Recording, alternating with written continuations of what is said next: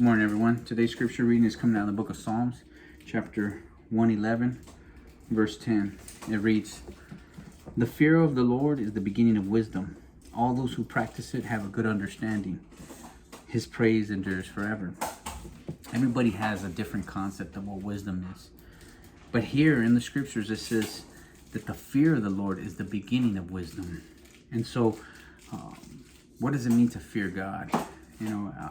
I don't believe that this fear is to dread God or to, have this, dreary idea of who God is, but to revere God, to give God his rightful place, to put him first and foremost in our life, to make sure that he's the one that's sitting on the throne of your heart. And it says only then do we begin to obtain wisdom. And that wisdom is when we begin to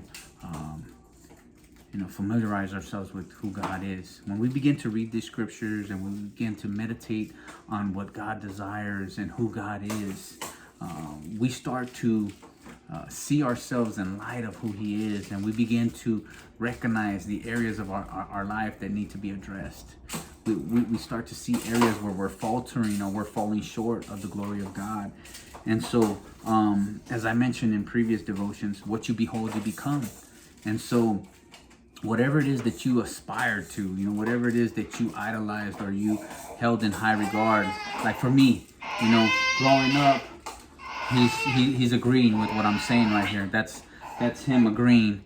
But when you put God first and foremost, and you begin to idolize the Lord, and you start to see him in the light of his glory, we start to be transformed into that same glory, because it's that glory that we desire for ourselves.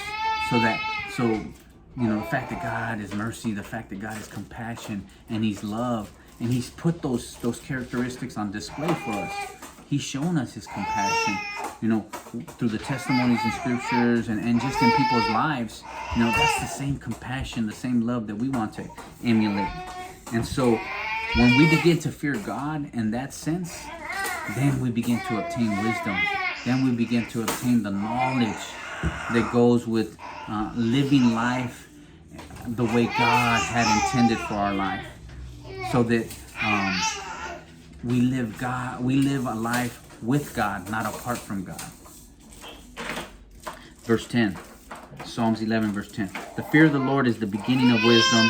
All those who practice it have a good understanding. His praise endures forever." And little Michael's agreeing. God bless.